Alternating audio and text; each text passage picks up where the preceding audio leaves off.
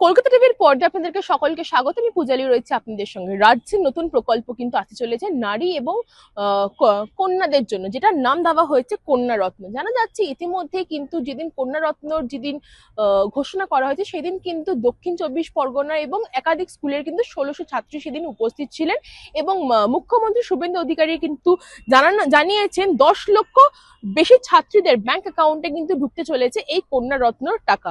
এবং তার পাশাপাশি এটাও মুখ্যমন্ত্রী শুভেন্দু অধিকারী জানিয়েছে ইতিমধ্যেই কিন্তু ৯ লক্ষেরও বেশি ছাত্রীর ব্যাংক অ্যাকাউন্টে ১,০০০ টাকা করে জমা পড়েছেন, অর্থাৎ ১,০০০ টাকা করে ক্রেডিট হয়েছেন। এবং তার পাশাপাশি এটাও জানা যাচ্ছে ১,২৯,০০০ ছাত্রীর ব্যাংক অ্যাকাউন্টে কিন্তু ২৫,০০০ টাকা করে ক্রেডিট হয়েছে। তার ফলে মোট টাকা মিলিয়ে কিন্তু ৪১৮ কোটি টাকা কিন্তু ইতিমধ্যেই রাজ্য সরকারের তরফ থেকে দেওয়া হয়েছে কন্যা রত্ন হিসেবে। তার ফলে যেটা জানা যাচ্ছে যে প্রথমেই প্রধানমন্ত্রী বেটি বাঁচাও বেটি পড়াও যে প্রকল্পে শুরু করেছিলেন, সেখান থেকে কিন্তু এই নতুন প্রকল্পের কিন্তু এই কন্যা রত্নের কিন্তু আরেকটা মিল হচ্ছে বলে যেটা জানা যাচ্ছে। এবং তার সাথে সাথে এটাও আমি বলে রাখবো, এই কন্যা রত্ন কিন্তু নারী ও কন্যাদের জন্যই কিন্তু এরা এই যে প্রকল্পের টাকা এরা কিন্তু পাবে নারী এবং যারা কন্যা, যারা স্কুল বা ছাত্রী যারা, তাদের জন্যই কিন্তু এই টাকা বরাদ্দ করা হয়েছে। এবং সেখান থেকে আমরা জানতে পারছি অনেকের ব্যাংক অ্যাকাউন্টে ১,০০০ টাকা করে ইতিমধ্যে ক্রেডিট হয়েছে। এবং তার পাশাপাশি অনেক ছাত্রীদের কিন্তু ব্যাংক অ্যাকাউন্টে ২৫,০০০ টাকা করে ক্রেডিট হয়েছে। তার মোট সংখ্যা মিলে দাঁড়িয়েছে ৪১৮ কোটি টাকা কিন্তু ইতিমধ্যে রাজ্য সরকারের তরফ থেকে দেওয়া হয়ে গেছে বলে আমরা জানতে পারছি। তার পাশাপাশি ১৫ই আগস্টের সকালেই মুখ্যমন্ত্রী শুভেন্দু অধিকারী কিন্তু একটি প্রকল্পে শুরু করেছিলেন, যেখানে অনেক মহিলারা এখন যেহেতু কাজে বেরোনে, এখন অনেক মারা কিন্তু এখন ওয়ার্কিং মাদার। তার ফলে অনেক বাচ্চাদের নিয়ে কিন্তু তারা ভাবেন যে কোথায় রেখে যাবেন বা কিভাবে তাদেরকে কোথায় কিভাবে কি রেখে যাবেন এবং কাদের কাছে রাখবেন, বিশ্বাস এমনিতেই এখন অব্দি কারোর কাছে নেই। তার ফলে এই মাননীয় মুখ্যমন্ত্রী শুভেন্দু অধিকারী কিন্তু নতুন প্রকল্প শুরু করেছেন বা হেল্পলাইন নাম্বার শুরু করেছেন, যেটার নাম PALNA।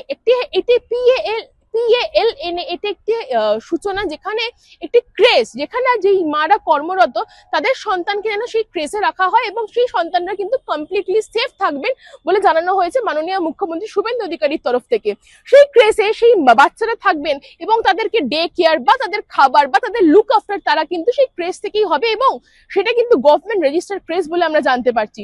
অর্থাৎ ১৫ই আগস্ট স্বাধীনতা দিবসের দিন মুখ্যমন্ত্রী কিন্তু অনেক রকম নারী সুরক্ষার দিকেও কিন্তু তার নজর রেখেছেন এবং পাশাপাশি দাঁড়িয়ে এটাও আমি বলবো যে সে কিন্তু ছাত্রীদের ওপরেও নজর রেখেছেন। কারণ কি, যদি ছাত্রীদের ওপর তার নজর না রাখতেন তাহলে কিন্তু অনেক কিছু তিনি মিস করতেন। যেখানে ইতিমধ্যেই মাননীয় মুখ্যমন্ত্রী শুভেন্দু অধিকারী কিন্তু জানিয়েছেন তিনি ইতিমধ্যেই অনেক ছাত্রীদের, অর্থাৎ ৯ লক্ষেরও বেশি ছাত্রীর ব্যাংক অ্যাকাউন্টে ১,০০০ টাকা করে ক্রেডিট হয়েছে এবং ১,২৬,০০০ বেশি ছাত্রীদের ব্যাংক অ্যাকাউন্টে কিন্তু ২৫,০০০ টাকা করে ক্রেডিট হয়েছে এবং মোট সংখ্যা মিলিয়ে কিন্তু ৪১৮ কোটি টাকা কিন্তু ইতিমধ্যেই রাজ্য সরকারের তরফ থেকে কিন্তু সেই নারী অর্থাৎ কন্যা রত্নকে কিন্তু ইতিমধ্যেই পাস ডাউন করা হয়েছে। এবং ফলে এরপরে আরো অন্যান্য হয়তো প্রকল্পের সূচনা হয়তো মাননীয় মুখ্যমন্ত্রী শুভেন্দু অধিকারী করবে, কিন্তু ইতিমধ্যে যেটা সবথেকে গুরুত্বপূর্ণ, যেসব ওয়ার্কিং মাদের জন্য, অর্থাৎ ওয়ার্কিং মাদারদের জন্য যারা বাচ্চাদেরকে রেখে বা কার কাছে রেখে কোথায় কি বেরোবে, তার জন্য কিন্তু গভর্নমেন্ট একটি নতুন প্রকল্প অর্থাৎ রাজ্য সরকার কিন্তু একটি নতুন প্রকল্পের কথা ভেবেছেন, যেটার নাম PALNA।